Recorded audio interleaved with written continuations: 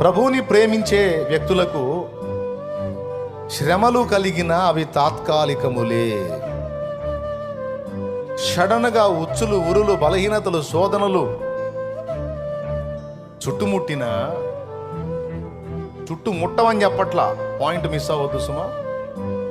ప్రభువుని ప్రేమించనోడికి చుట్టుముట్టుతాయి, ప్రభువును ప్రేమించిన వాడికి కూడా సమస్యలు చుట్టుముడతాయి, ఇబ్బందులు, ఆపదలు చుట్టుముడతాయి.